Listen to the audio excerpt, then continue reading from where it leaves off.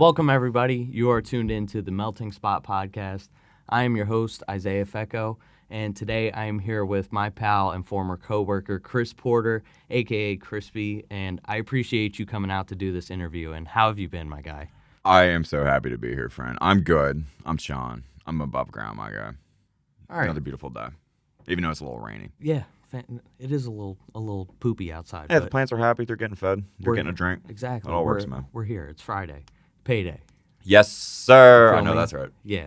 All right. So I'm pretty sure the first thing that we really bonded over, and for obviously nobody knows, but we used to work at Buffalo Wild Wings together until he moved on and went to be a caregiver at a fine Pennsylvania dispensary.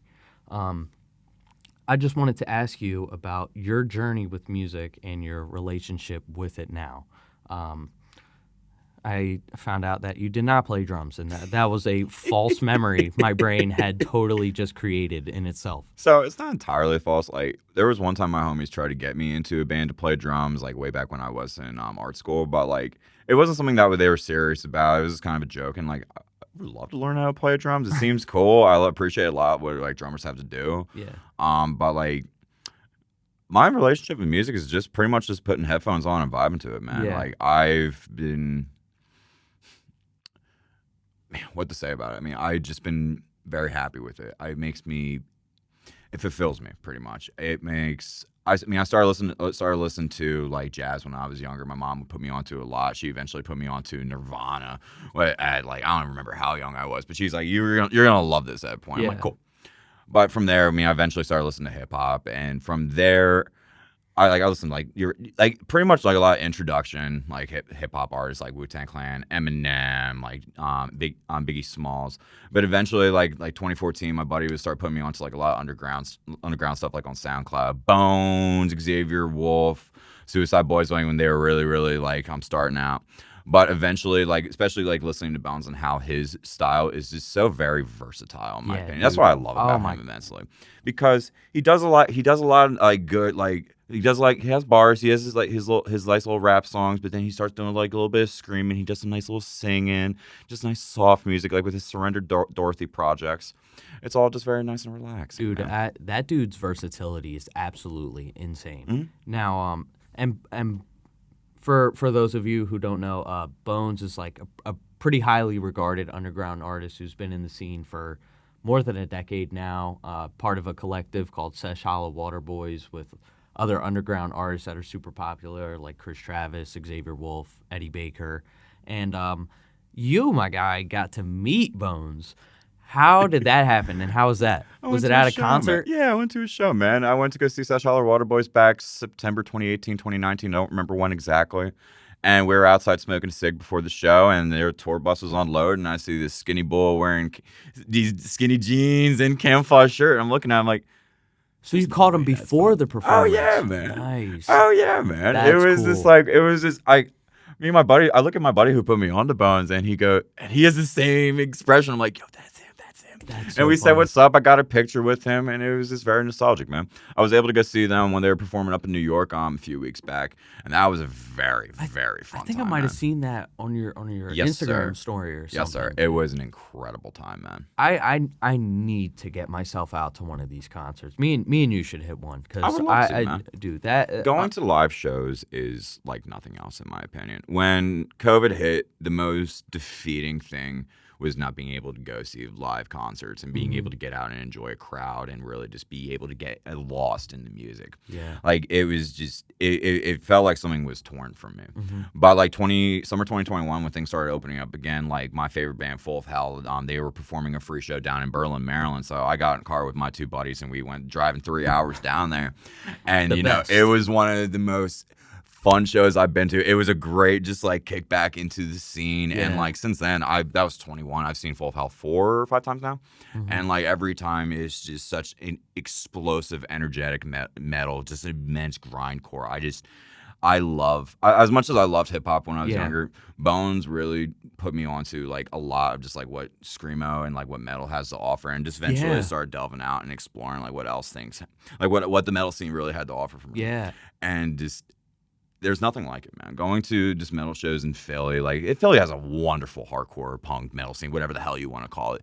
You just, I would say it's welcoming. There is gatekeeping, obviously. I mean, I thought there's always going to be fuckers who do it. The music industry. Always. Always. But it's always, I always see people who I haven't seen in a while. It's always good catching up. I meet new friends. We're getting to have good times. I went to a show the other night to see 2 of my favorite bands, Idols and Mannequin Pussy, at the Franklin Music Hall. And let me tell you, the show was a phenomenal time. Both bands put on incredible sets. But my favorite part afterwards was when my partner Mia and I were walking back to our car in the parking lot right next to the venue, and it was jammed up. They're trying to get on the one way. There's just cars for miles. Like, we're not getting out of here anytime soon. We're posting up, and there were some other people from the show. They were posted up too, sitting in the trunk of their car, eating kale chips, bananas, grapes, just offering people snacks, just having a good time. It was just, I wish I had met them beforehand, because they were just such wonderful people. They weren't even from town, man. Yeah. They drove all the way up from Richmond, Virginia to be able to see this show, because because Idols, they sold out in Richmond themselves. So like they had to come up to Philly, man. Yeah. And meeting folk like that who are just so passionate about music, just come driving all out their way just to do that, just for like a couple hours. That's incredible, man. That's just incredible. That's like the fundamental of like why this podcast or show like has its name, The Melting Spot, because like the music industry and like this, especially like my major here, the group we have, like, dude, it's such a melting pot of people, dude. And like you have dudes coming up from Richmond, Virginia, and then you got you coming from like it is and then we got Sam. We were talking about him earlier. It's music will like show you the best of like what humanity has to offer and how exciting it is, because it shows you every like ass crack end of it possible. You know what I mean? Absolutely. I've gotten into the habit, whenever I do see a concert that I'm just super hyped for, I get 2 tickets. I've just stopped getting 1 ticket. It just gives me the opportunity to just bring somebody along. And I'm like, most of the time, the majority of the time, I'm not even going to make them give me money for the ticket. I just want to go have fun with somebody, man. I've kidnapped my buddies multiple times, just bringing them to shows. Well, my buddy Joe, he's cool with it. He's always fun just being able to go to shows with me. He's doing a whole bunch of good shit in Philly in a band called Drill Tusk. Great grindcore. That's a great name. They're doing some really, really, really good things. But I took my other buddy Mark. I kidnapped him to go see Ceremony back in November. And if you don't know Ceremony, they're fun West Coast power violence. They've definitely altered their sound over the years. They started off really, really hardcore, but their more recent stuff, somebody compared them to Joy Division, and like, you know what, going from like hate breed power violence to to something comparable to Joy Division, I think that's one, laughable, and at the same time, their music's just so beautiful. Yeah. Regardless, taking Marcus' show, he was a little unhappy getting kidnapped, but like, let me tell you, man, it's all about just making some good memories with your buddies, man. That's all it can be about, dude. And I'm actually kind of disappointed in myself. I don't know, like, I've only been to 1 live concert in my whole life. No, I find that hard to believe. Which is absurd. I find that very hard to believe. And it's maybe I'm like making something out of it, but the only person I've gone to see live was P&B Rock, and it was because Peanut Butter Rock. It was because I bought tickets for my girlfriend at the time. But now he just got killed and passed away. So it's like, I don't know. Maybe I'm looking into life a little too much and trying to make it like too main character for myself, but it's like kind of a smack in the face. Like, dude, go out and see these people because, like, You never know what's gonna happen. you never know what's going to happen. This dude got got his life brutally taken in a Waffle House. Like, and he's a multimillionaire. And it's Buddy, how I see it, like, there have been a few shows that I've missed over the past few years as well, and, like, I definitely regret it. There's one show I missed on one of my favorite bands, Gulch, last year. It was they were I've heard of Gold. oh my god, some of the best hardcore to come out in the past 10 years, man. Some of the best and some of the best energy, great live shows. I wish I was able to see them live. Unfortunately, shit happens, but like you can't do nothing about it. But it's all about just taking that leap. I know, like, driving into town sucks. Getting on the highway sucks. It's just one of those things, man. You're gonna enjoy yourself once you get there. You're gonna get yourself a drink. You're gonna have just a nice time. If you got the right people in the car, dude, that car ride might be just as good as the rest of it, man. I'm all for a carpool, good car ride, dude. When I went up to when I went up to New York to see Bones, I got my buddy Marcus and Morgan in the car, and like neither of them drive. I knew it was gonna be me driving the whole time. I don't give a shit. Yeah. We were all gonna be having a great time, man. Mm-hmm. It was a great drive up. I mean, the drive back, they were both schlumped. I mean, it was a long drive. Yeah, it was a long drive. The drive back usually isn't as exciting. No, unfortunately not. But like, it's still just being able to have those moments with your buddies, man. That's I need to get myself, and I know we were talking about it a little bit, but like the feeling that like you kind of get from music like Bones and stuff, and then I constantly see like my friends at shows in mosh pits and everything, and I'm not saying like everybody should go to a mosh pit or whatever, but like there's a part of me that looks at that and I'm like, I'm envious because it just looks like it looks like a release that I need to be a part of. Is, man. And like it takes a level of like, I really admire how many people are able to go out there and let loose like that, because it really takes letting go of your ego for a few seconds and not caring about what's going on and just truly being in the moment. And I got to get my ass out there, dude. So I got to experience it. I think moshing, hardcore dancing it's so silly. I'll see some pits. It literally just looks like hardcore skipping. People are just driving about. Yeah. But let me tell you, it is such a great release. It's so healthy to get punched in the face, dude. Let me tell you, getting your ass kicked brings clarity. Pain brings clarity. Mm-hmm. And at the moment, it's not. What I like about the pit, it's not anything that's targeted. I'm not coming after you because I got beef with you. I don't like you or something like that. Dude, I work retail. I worked in the kitchen for 5.5 years of my fucking life. I'm tired. I'm exhausted. We live in 2023. There are historical events happening left and right. College day. This life is just miserable. So if I get 20 minutes where I'm just able to act fool and bop some people around, and you know what, it feels great. I'm gonna get bopped around. I went to see Jesus Piece back for their album release show in May. Jesus Piece is a wonderful Philly band. Great metalcore stuff, man. Great metalcore stuff. The lead singer, his name is Aaron Hurd. He is one of the most powerful vocalists in the scene right now. Going there, getting my shit rocked, it was such a great feeling. There was this one kid, he must have been no more than like 19 years old. He's two-stepping. He comes by me. He starts throwing some fists. He goes running away. I'm like, all right, I'm watching him. Eventually, he comes bopping back around. Yo, I start socking him. He goes, whoa. I'm like, you good? He goes, yeah, that was hardcore, man. I'm like, you corny little bull, man. You're corny as shit for that. But my favorite part was at the end of the show, they come on for like one last song. I see him again. I grab him by his shirt. I make eye contact with him, and I go, get on my back. Kid hops on my back. We go running into the pit, man. It was so much fun. I never met him a day in my life. Bro, I made his whole day doing this stupid shit, just having a good time. That's like movie scene shit. Yeah, man, That's it was just something awesome. fun. It was just something fun. It's just all about just making memories with strangers, and it's just having just a great time, just being able to be in that presence. Oh, so sorry.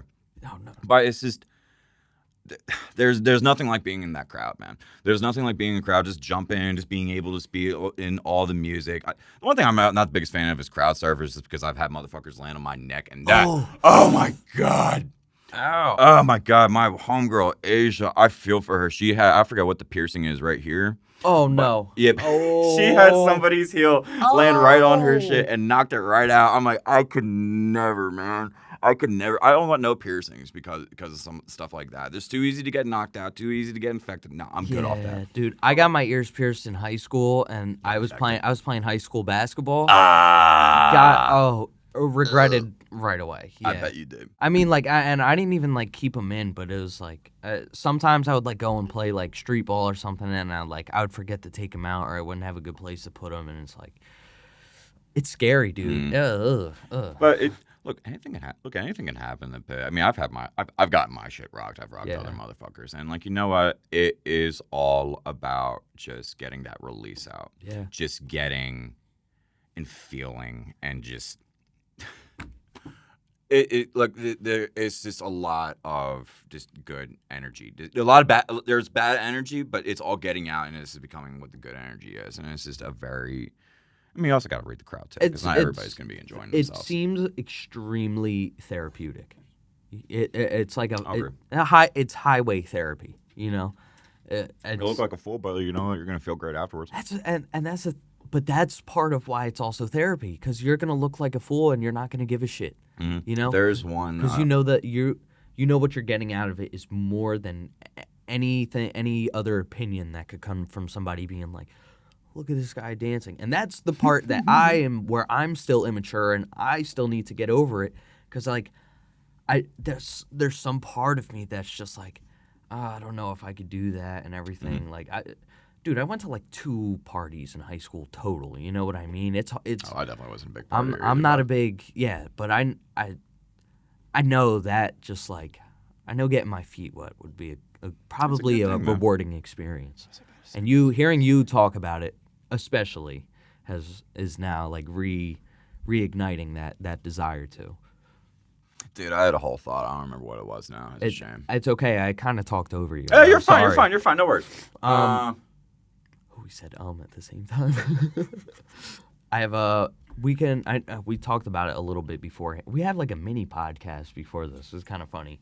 But I learned a little bit from my past few interviews that doing a little bit more research and not just going off feel, though going off feel is important. I'm still learning here. Is pretty good for creating some good topics of conversation. So I stalked your Instagram in depth like a weirdo. Yeah. And one thing I noticed is I'm sorry. You're okay.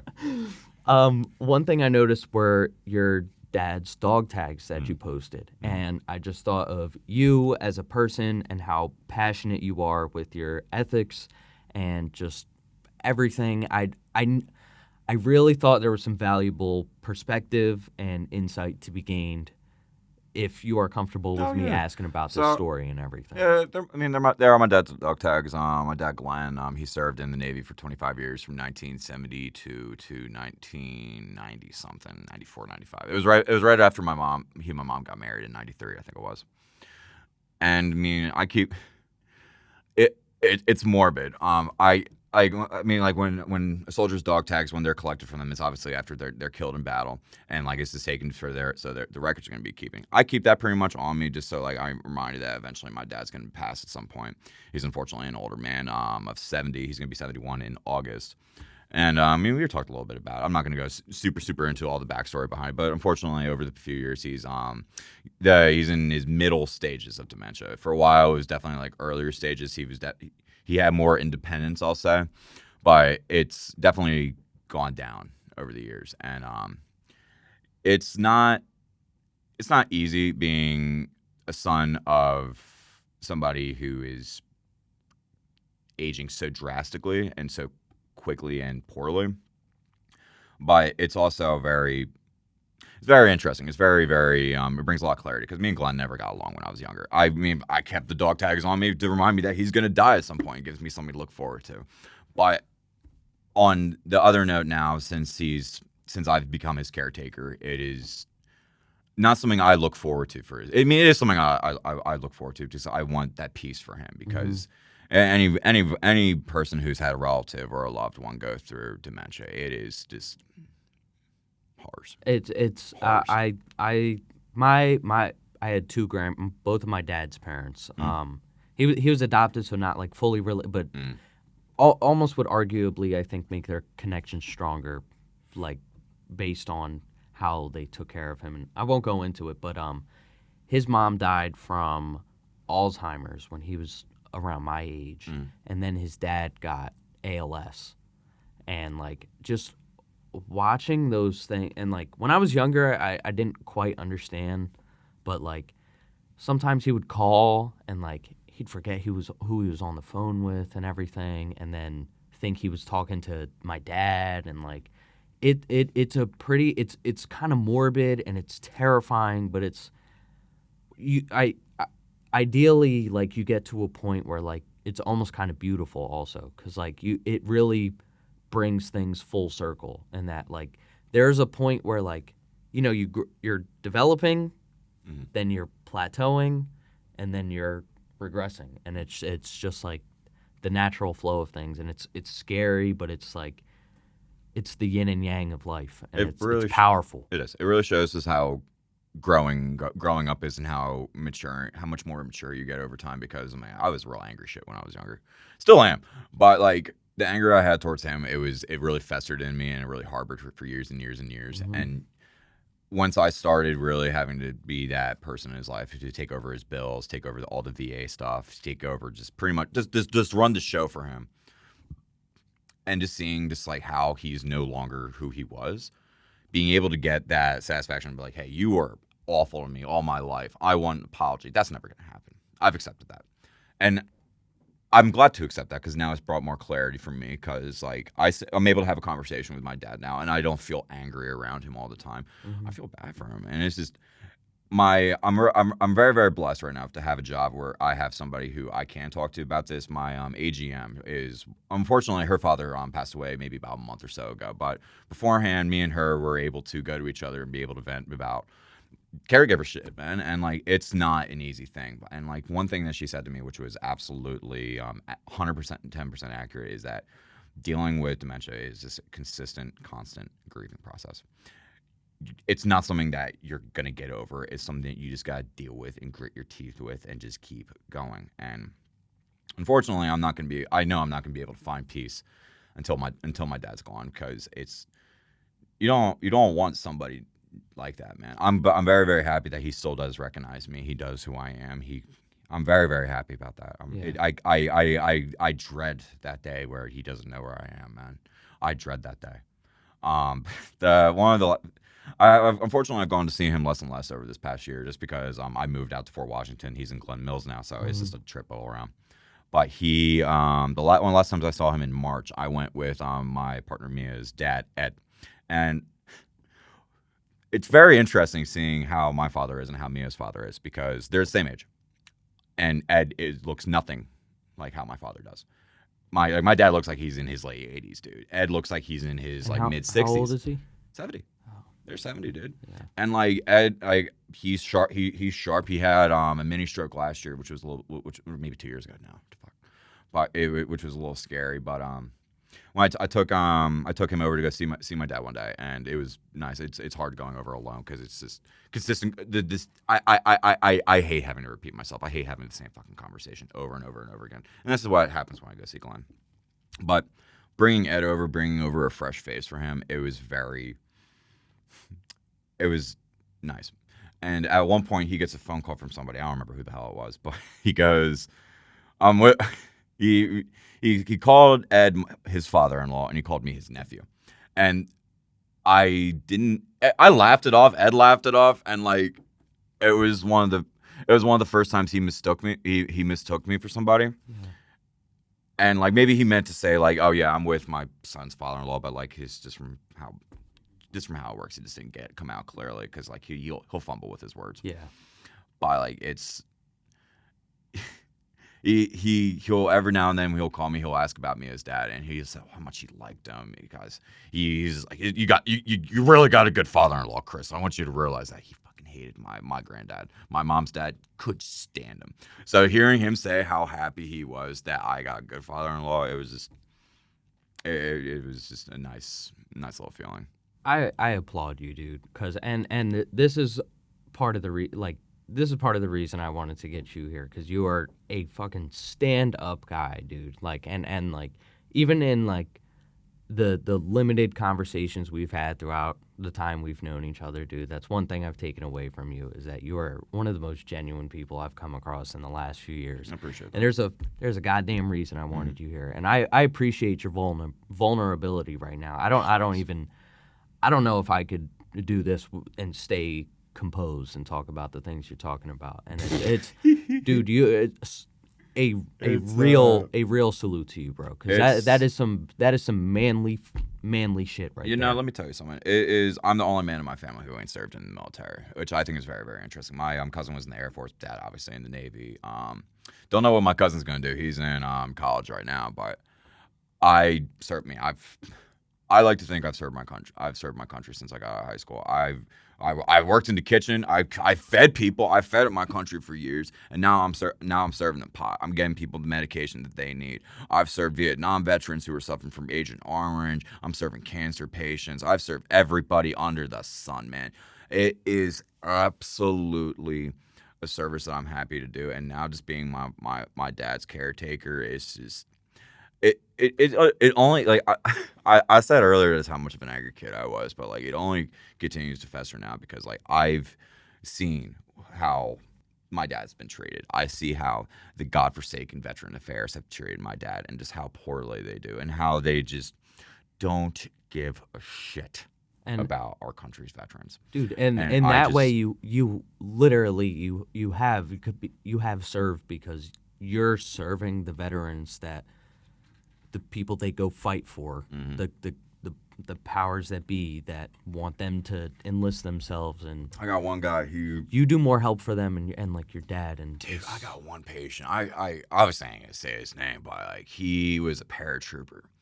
I can't imagine it, like how this happened, but he was coming down in and Vietnam? He got caught up in his shit, and like it ruined his spine, man. Just ruined it. He'd be coming into my store. I'd be getting him just all the things that are going to take every bit of pain of that away. Yeah. And like, you know, I've always enjoyed serving him. He enjoys talking with me, being able to create a relationship with him. Yes, it's client based in a way, but like, you know what, man, it's still just a lot of it is still very, very personal because I don't want him to feel that pain. I want him to be able to sleep at night. I want him to be able to get through the night and not have to wake up. If he does wake up, someone will help him get him right back. Yeah. But like, it's just seeing like how this country has failed him and so many others, man. It's just, it just keeps that anger burning, and like that's what keeps me going back to shows, man. Just to be able to get a little bit of that anger out, just be able to be around some like-minded folk. Obviously, not everybody are obviously going to be all the same like minds. We're all dressed the same. We're all listening to the same music. So like, you know what, we might as well just hang out for a little bit and just duke it out, you know? Yeah. We all wear the same thing when we're born, you know? I know, that's right. Yeah, we all get,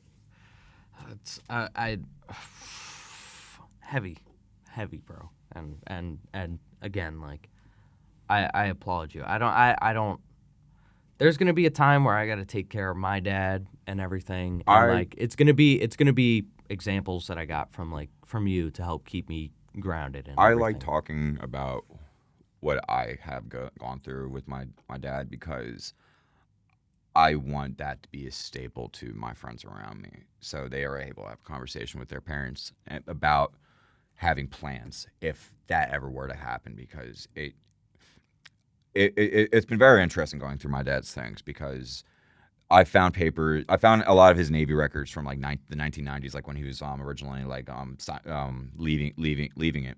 And like his handwriting is legible. It's neat. It looks like that, man. It just all clear-minded. Yeah. But like when I was going over his recent papers over the years, it's schizophrenic shit, man. It's not legible. It's just all over the place, not on lines. It doesn't make sense. Everything was everywhere. Banking stuff. I have to find passwords. I have to figure out what the password is. I have to recreate passwords. I have to go to the bank and put myself on debit cards and have to have that conversation. Have to just be able to figure out all that money shit.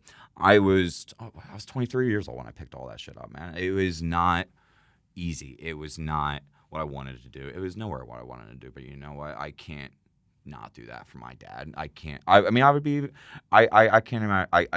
I don't want to be that son that throws his pop in a fucking retirement home, forgets about him. Because like I went to see him for Father's Day this past week. Yeah.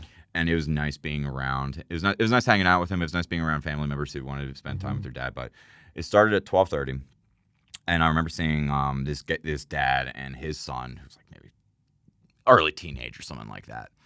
And we must have. It started at 12:30. I saw them, and me and my dad must have left a little bit after 1. We go sit outside. We're hanging out, and not too long afterwards, I see the dad and his son, who were spending time with like his father, just bolting out the door.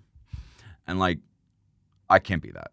I hate going to see my dad. I hate being around that. It's not what I want to do. But I know it's what I need to do. It's something that it just makes sense, man. I feel a very similar way. I think of how shitty I was as a kid. Oh my God. And like I feel like you know, like I'm sure you understand like dad issues and everything. But like absolutely for every difficulty that I got from my dad, I definitely returned back at him. Oh, 100%. You know? And like I